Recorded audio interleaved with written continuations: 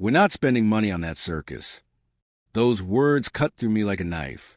My daughter-in-law, Olivia, delivered them over the phone, canceled my 70th birthday party without a second thought. Before I could process it, my son Michael added his own blow. "You're too old for that, Mom." I swallowed hard and managed to say, "No problem." Weeks later, when Olivia wouldn't stop calling, I finally sent her a text that changed everything. "The circus is closed, and I refuse to be your clown ever again." But getting to that point wasn't easy. Nobody is born with the courage to set boundaries. You learn it after you've been broken enough times. Let me tell you how I found mine. It all started on a Tuesday morning. I remember because it was market day, and I had just bought purple carnations for the vase in the entryway. I've always believed a house without flowers is like a heart without a beat. I was carefully arranging them when my phone rang. "Helen, I need to talk to you." It was Olivia. Her voice had that particular tone she used when she wanted something, but disguised it as concern. Still naive back then, I thought maybe she needed advice about Michael. After all, they'd been married for 3 years, and I'd always tried to be the kind of mother-in-law who respects boundaries and stays out of their business. "Of course, honey. What is it?" "It's about your birthday." My heart skipped a beat. My 70th birthday was only 3 weeks away, and I'd been planning this celebration for months. Nothing extravagant, just family. Michael, Olivia, my 2 sisters from Ohio, a few cousins, and some lifelong neighbors. I wanted to make my famous brisket, the recipe my mother taught me that takes 2 full days to prepare. I wanted to set the table with the embroidered tablecloth I saved for special occasions. I wanted to feel, even for just a few hours, that my family was whole again. You see, I'd raised Michael alone since I was 35. His father, David, died of a sudden heart attack while repairing the water tank on our roof. One second, he was whistling an old country song. The next, he was gone. Michael was barely 8 years old. I still remember how he clung to my skirt at the funeral, trembling, asking me if his daddy was coming back. I worked double shifts at Mr. Eugene's tailor shop for 15 years. My hands still bear the marks from countless needle pricks, tiny scars that look like constellations. I sewed Sweet 16 dresses, wedding gowns, and school uniforms.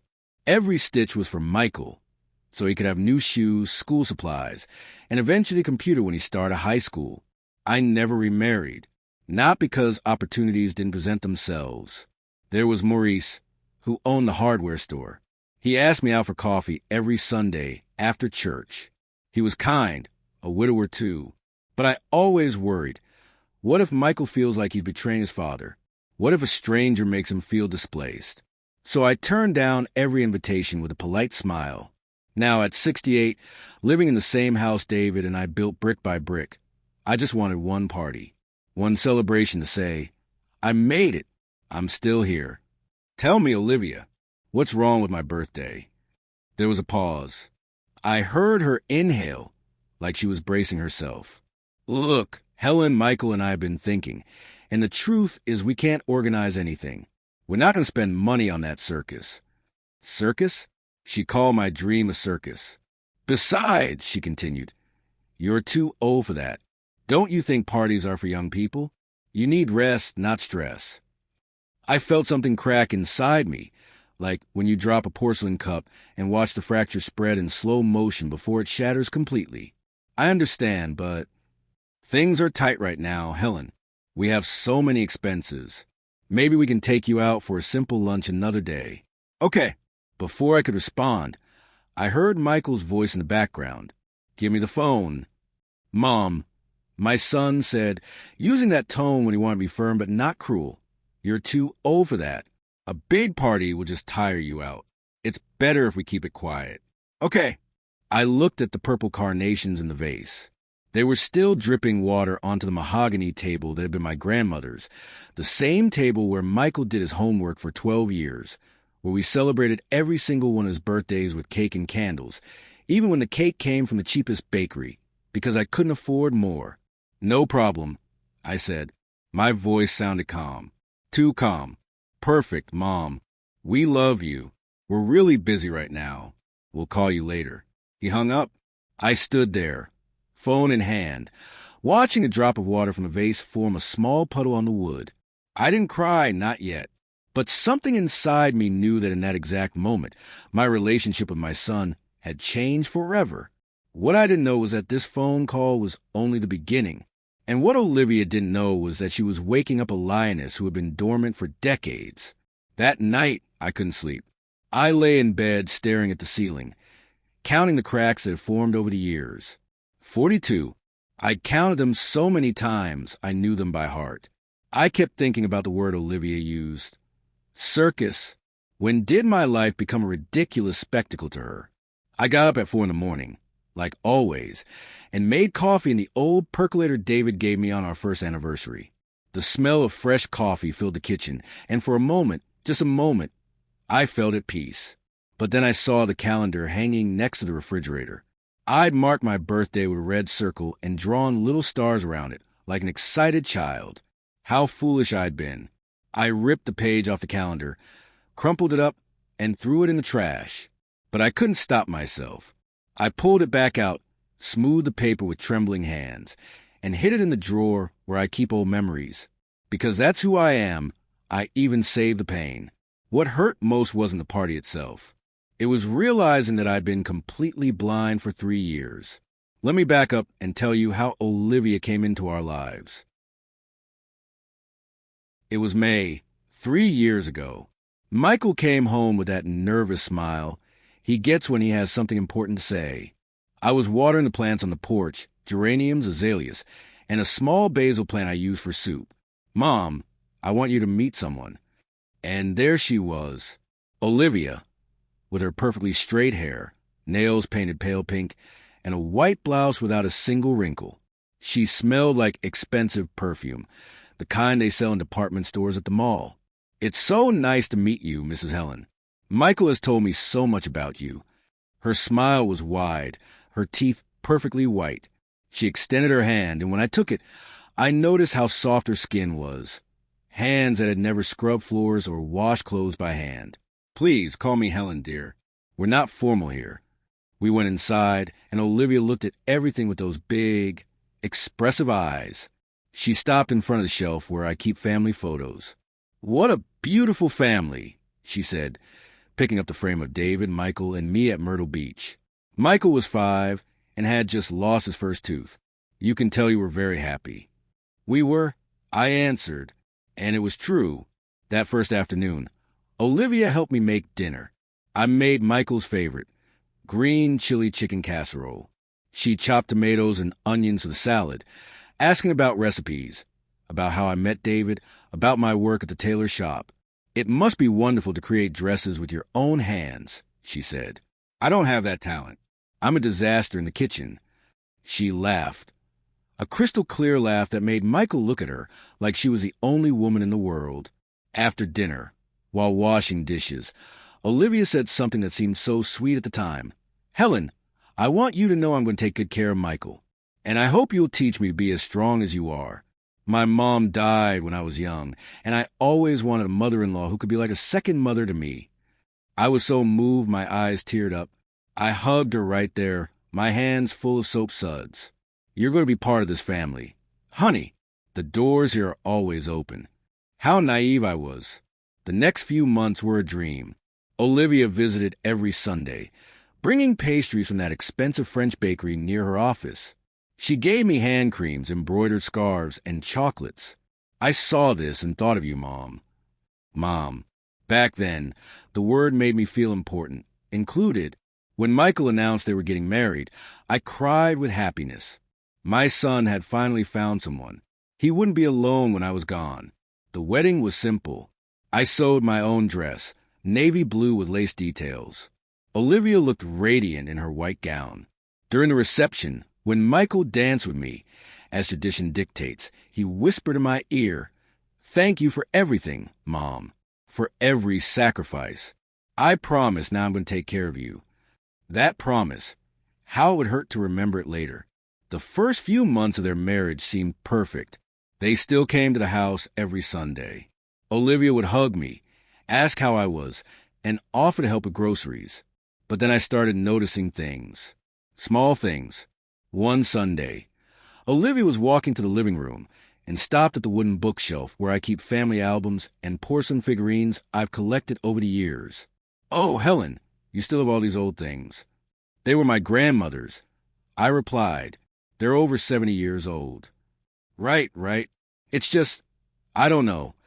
I think the house would look so much more modern without so much old-fashioned clutter. Have you ever thought about updating a little?" Michael laughed. "Olivia has a great eye for design, Mom. Maybe you should listen to her." I didn't say anything, but something in my chest tightened. Another afternoon, over coffee, Olivia was looking out the window at the garden. "You know, Helen, this house is awfully big for just you, isn't it?" "Well, yes, it feels empty sometimes," I admitted, "but it's my home. Michael grew up here. All my memories are here." Of course. I'm just saying, maintaining a house like this must be expensive. The taxes, the water, the electricity. Have you ever considered something more practical? A little apartment, maybe?" "Olivia," Michael interrupted, but I noticed he was looking at the house differently too, like he was evaluating it, calculating. The visits started spreading out, first every 2 weeks, then once a month. "We're just so busy, Mom. The schedule is impossible.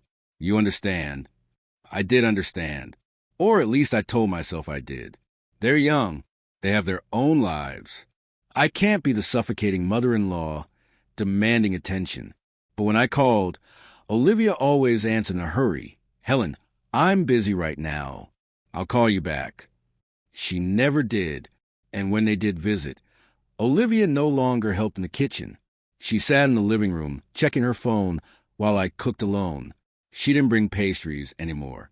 She didn't ask how I was. One afternoon, while I was serving the chili I'd been cooking since morning, I overheard a conversation I wasn't supposed to hear. They were on the patio. They thought I was in the kitchen, but I'd walked over to close the window because it was getting windy. "Seriously, Michael, your mom should sell this house. Look at it. It's falling apart, and the land must be worth a fortune now that the neighborhood is so popular." "Olivia, I already told you." "No, listen. We need the down payment for that condo, and she's here all alone maintaining this giant house. It doesn't make sense. Talk to her. I'm sure she'll understand." "It's not that easy." "Of course it is. Tell her it's for her own good, that a smaller place is safer for an older person. You'll see she'll agree." My hand was trembling as I held the chili ladle. I closed the window harder than I'd intended. When I went back to the table, I smiled as if nothing was wrong. But that night, lying in bed, I understood something I'd been denying for months. Olivia never saw me as family. She saw me as a resource. And my son, the boy I raised alone, the one who promised to take care of me, was letting it happen. But I still hadn't seen everything. The mask was only beginning to slip. Exactly 9 days passed after the call where they canceled my birthday. 9 days of silence. No calls, no texts, nothing. I continued my routine. Got up, made coffee, watered my plants, watched my afternoon soaps. But there was something different about me, a constant state of alert, like knowing it's going to rain even though the sky is still clear. On the 10th day, Michael called. "Mom, what are you doing Saturday?" "Nothing special, son." "Why?" "We want to invite you to dinner at our house. Olivia's going to cook." Olivia cooking? That was new. In 3 years of marriage, I'd never seen her make anything more complicated than a sandwich. "Of course, son. I'll be there." "Great. Around 7. And Mom, dress up a little." That last phrase stuck with me. Dress up for a family dinner at their house? On Saturday, I put on my sky blue blouse, the one with embroidery on the collar. I styled my hair in a low bun, the way my mother taught me. I wore the pearl earrings David gave me for our 10th anniversary. I looked in the mirror and wondered why I had butterflies in my stomach. Butterflies of fear. When I arrived at their gated community, Michael opened the door with a kiss on my cheek. He smelled like expensive cologne, not the kind I used to give him for birthdays. Olivia emerged from the kitchen drying her hands on a dish towel. She was wearing a black dress, perfect makeup, and heels, to be in her own home on a Saturday night. "Helen, welcome. Sit down, sit down." She pointed to the chair in the middle. They sat on either side of me, as if surrounding me. Dinner started quietly. Olivia had made chicken with mushroom sauce. It was dry, and the sauce tasted like it came from a can of cream soup, but I ate without comment. We talked about nothing, the weather, the news, the traffic, but I could feel the tension floating in the air like smoke. After dessert, everything changed. Michael cleared his throat and exchanged a look with Olivia. She nodded, encouraging him. "Mom, we want to talk to you about something important." I put my fork down. My hands felt cold. "Tell me, son." "You see, Olivia and I have been thinking about our future. We want to buy a bigger condo. This place is getting small, and, well, we're thinking about having kids soon." My heart leaped. "Grandchildren. That's wonderful." "Oh, Michael, how exciting. How can I help?" Michael stared at his plate. Olivia took control of the conversation. "Look, Helen, the condo we want costs $600,000. We're already approved for the loan, but we need $120,000 for the down payment." $120,000. The number hung in the air like a sentence. "That's a lot of money," I said slowly. "It is," Olivia continued, leaning toward me. "That's why we thought, well, you live all alone in that big house. It must be exhausting to maintain. The taxes, the utilities, the repairs. And at your age..." "I'm 68, Olivia, not 80. Right. Don't get me wrong. I'm just saying a smaller place would be more practical for you, safer, and the money you get from the sale could help us with the down payment. You could rent a nice, modern apartment. No maintenance worries." I looked at my son, waiting for him to say something, to defend me, to say this was crazy. But Michael just stared at his wine glass, swirling it slowly. "It's your house, Mom," he finally said without looking me in the eye. "But we're your family, and families support each other, right? Think about your grandkids, giving them a good home. Grandchildren that didn't even exist. Grandchildren they were using as bait." "That house," I said, and my voice sounded firmer than I expected. "Your father and I built it brick by brick. You were born there. Every memory of my life with David is there. 35 years of my life are in those walls. Memories in a heart, Helen, not in walls." Olivia smiled, but her eyes were cold. "Besides, think about it. What are you going to do with that house when you can't take care of it anymore? When you're old and need help? It's better to sell it now while it's still worth good money." "Old." The word hit me like a slap. "I don't mean to offend you," she continued. "I'm just being realistic. You're not going to live forever. And when you're gone, that house is just going to be sold anyway. Wouldn't you rather see your son happy and settled with his own family?" The silence that followed was thick. I could hear the ticking of the wall clock, the hum of the refrigerator, my own breathing. "I need to think about it," I said. "Of course," Michael answered quickly, as if he'd been waiting for that response. "Take your time, Mom. There's no rush." But Olivia added, "Although the owner of the condo is only giving us 3 weeks to get the down payment. After that, he's selling to someone else. 3 weeks. The same amount of time until my birthday, the birthday they'd canceled because they didn't want to spend money on that circus. But they were perfectly fine with me selling my house, my entire life." I stood up from the table. My legs were shaking, but I wasn't going to let them see. "I'm leaving. I have to be up early tomorrow." "We'll drive you, Mom." "No, I'll take the bus. I need some fresh air." I walked to the door. Olivia caught up to me, putting a hand on my shoulder. "Helen, think about it. It's for the good of everyone. You'd be winning too." I looked her in the eyes. For the first time in 3 years, I really saw her. I saw the ambition, the coldness, the manipulation.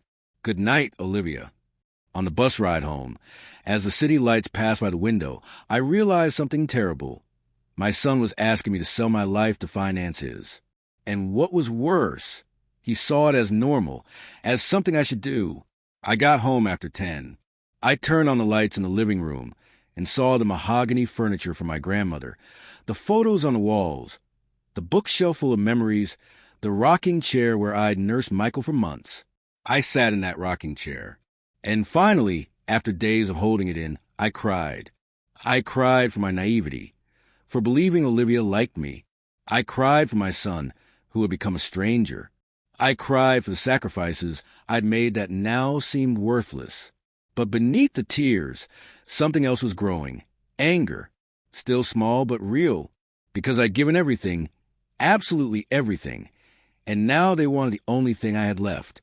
My phone vibrated. A text from Olivia. Helen, I hope we didn't make you uncomfortable. We just want what's best for everyone. Think about it. With love. Kisses. Kisses. I closed my eyes. I took a deep breath. And for the first time in my life, I thought, enough. Monday morning, 7 o'clock sharp. My phone rang. It was Olivia. Good morning, Helen. Did you have breakfast? Sleep well. Her voice was sweet, too sweet, like when you talk to a child who won't take their medicine. Good morning. Olivia. Yes, thank you. Oh, good. So, have you thought about what we discussed Saturday?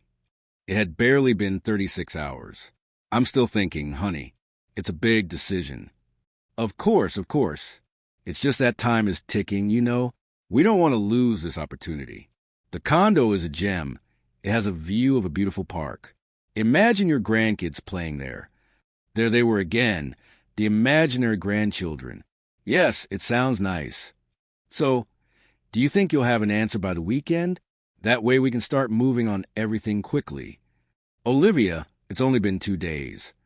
I know, Helen. Sorry to be pushy. I'm just so excited. Michael and I have been dreaming about this for months. You understand, right? She hung up before I could answer. Tuesday, she called at 8 in the morning. Wednesday at 7:30. Thursday twice, once in the morning, once in the afternoon. Always the same song. Always the same pressure, disguised as enthusiasm. Have you thought about it, Helen? Helen, I found a gorgeous rental near us. Want to go see it. The seller pressured me today. He says he has other offers. Friday afternoon, I was at the market buying tomatoes when I saw a car park in front of my house. It was Michael's, but he wasn't alone. There was a man with a briefcase, gray suit, blue tie. I quickened my pace. When I got there, I found Olivia at my door with the man, ringing the doorbell insistently. Olivia, what are you doing here? She turned with a huge smile. Oh, Helen, thank goodness you're here. Look, I brought Mr. Duncan. He's a real estate agent. I thought it would be good for him to explain how much you can get for your little house. Just so you have all the information, right? Little house. Now, my home was a little house. Mr. Duncan extended his hand. Ma'am, a pleasure. Your daughter-in-law hired me to do a preliminary appraisal. With your permission, I'd like to take a quick look at the property. Just the exterior, of course. Then I can give you an estimate. I didn't authorize any appraisal. Of course not, Helen. Olivia linked her arm through mine. It's just informational, so you know your options. No commitment. I looked at Mr. Duncan, then at Olivia. Her eyes were sparkling with something that wasn't love. It was something else. Hunger. No, thank you. When I need a real estate agent, I'll hire one myself. Olivia's smile faltered for a second, just a second. As you wish, Helen. We were just trying to help. They left, but the message was clear. They weren't giving up. That night, Michael called. His voice sounded tired. Mom, Olivia told me you turned away the appraiser. Michael, I never asked for an appraiser. I know, but you're making this harder than it needs to be. Harder for whom, son? Silence. For everyone, Mom. Look, I know it's your house and it has sentimental value, but you have to be practical. Think about the future, your old age. Who's going to take care of you when you can't manage on your own? And selling my house will make you want to take care of me? That's not it. It's just, Olivia is very stressed. The doctor says stress can affect, well, we think we might be expecting. It's not certain yet, but there it was. The final bait. A baby. Maybe, perhaps, possibly. Son, if Olivia's pregnant, I'm very happy. But that doesn't change my situation. Your situation? Mom, we are your situation. We're your family. If you really loved us, you'd help us. But it seems like that house matters more to you than your own son. Those words cut through me like knives. Michael, I can't do this. I thought I could count on you. I thought after everything I did for you, you'd do this for me. But I was wrong. Everything you did for me? Michael, I raised you alone. I worked double shifts for 15 years. Yes, Mom, I know. You reminded me 1,000 times. I sacrificed my life for you. I worked so hard for you. But I never asked you for any of that. You decided to have me. You decided not to remarry. Those were your decisions. He hung up. I stood there with the phone in my hand, shaking. The tears fell, and I couldn't stop them. Did my son just say I reminded him of my sacrifices too much? That he never asked me to raise him? On Saturday, Olivia showed up again. This time she had brochures. Helen, look, I found some beautiful apartments for rent. This one has 1 bedroom, a kitchenette. It's on the first floor, so you don't have to climb stairs. And it's only $650 a month. With what you make from your house, you can pay rent for years and still have plenty left over to help us. I took the brochures and looked at them. Apartments the size of my living room. Cold white walls. No garden. No history. Olivia, I need more time. Her face hardened. The mask was slipping faster and faster. Time is what we don't have. Helen, I lose the condo on Monday. Do you understand? Monday. In 3 days. And all because you can't let go of an old house full of junk. That junk is my life. Your life is over. She looked me straight in the eye. I'm sorry if that sounds harsh, but it's the truth. Your husband died over 30 years ago. Michael grew up and has his own family now. You're clinging to a past that doesn't exist anymore. And meanwhile, we, who are your present, are begging you for help. Begging? I repeated the word. Is that what you're doing? Begging? What else do you want us to do? Get on our knees. I want you to leave me alone. The words came out before I could stop them. Olivia froze. Then she laughed. A short, bitter laugh. Fine. We'll leave you alone. Enjoy your house. Enjoy your memories, because that's all you're going to have. She left, slamming the door. I sat on the sofa, my heart beating so loud I could feel it in my ears. I picked up my phone and dialed a number I hadn't used in months. Linda, it's Helen. I need to talk to you. Linda had been my friend for 20 years. We met at the market where she sells flowers. She's one of those women who tells you the truth with no sugarcoating. Helen, what's wrong? You sound strange. I think my son and daughter-in-law are trying to steal my house. There was a pause. I'm on my way. Linda arrived 20 minutes later with a bag of donuts and a thermos of strong black coffee. When there's trouble, you have to eat, she said, putting everything on the table. Now, tell me everything. Don't skip a single part. I told her from the call, canceling my birthday to Olivia's visit that morning. Linda listened in silence, chewing her donut, her eyes narrowed behind her glasses. When I finished, she set her mug down with a thud. That girl is a snake, and your son is a fool. Linda? No, Helen. We have to call it like it is. That woman is squeezing you dry, and Michael is letting her. You know what smells fishy to me? That they suddenly need $120,000 so urgently. I sell flowers, but I wasn't born yesterday. Something else is going on. You think so? I don't think, I know. Look, my cousin Rosie works at a law firm. Her nephew is a lawyer. His name is Robert. He's a good guy and discreet. Wanting to call him? He can do some digging. See if your suspicions are right. I hesitated. Investigate my own son? It sounded so cold, so calculating. But then I remember Michael's voice saying, I never asked you to raise me. Call him. Robert came by on Tuesday afternoon. He was a young man, about 35, with round glasses and a kind smile. He sat in my living room and took out a notepad. Mrs. Helen, I understand you're in a delicate situation. Tell me exactly what you need. I explained everything again. He took notes, nodded, asked specific questions. Do you have their full legal names? Do you know where they work? Have they ever asked you to sign any documents?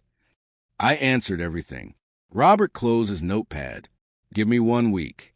I'm going to check a few things. Public records, background, basic credit situation. All legal. Don't worry. And in the meantime, ma'am, one piece of advice. Do not sign anything. Absolutely nothing. Even if your son begs you, even if they cry, even if they threaten you. Understood? I nodded. Robert left. I was left with a strange feeling. Half relief, half guilt. What kind of mother investigates her son? But then my phone vibrated. Another text from Olivia. Helen, Monday is a deadline. Michael didn't sleep at all last night. He's so worried. I don't know if you want to carry that on your conscience. Think about it. I deleted the message. The next few days were quieter. They didn't call. They didn't visit. It was like they'd given me a break. I took the opportunity to do something I've been putting off. A deep clean of the garden. The May rains had made the weeds grow tall, and some of the rose bushes looked neglected. I was pruning the white rose bush I'd planted when Michael was born, when my shovel hit something metal. Strange. I dug a little more.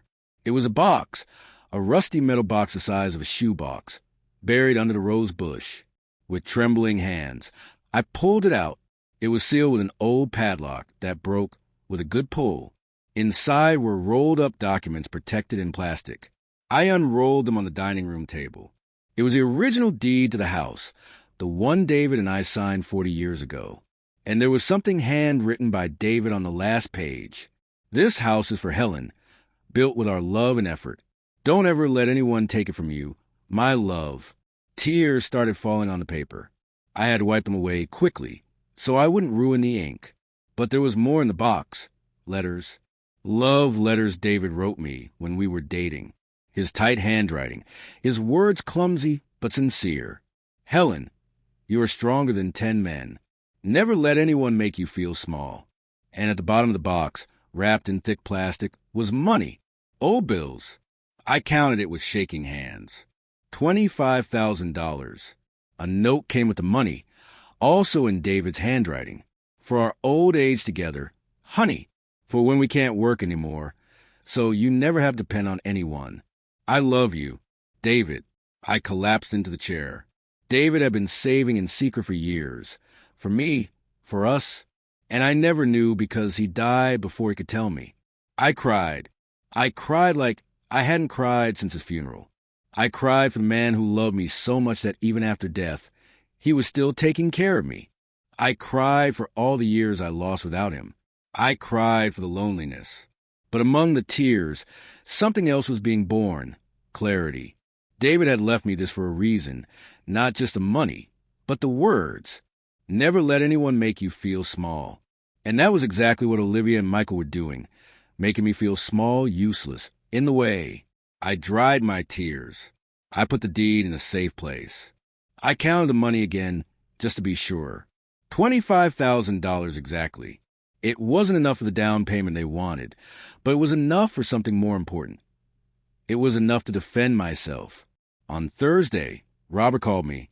Mrs. Helen, I need to see you. Can Linda be there too? Well, I found. It's better if we talk in person. An hour later, the three of us were sitting in my living room.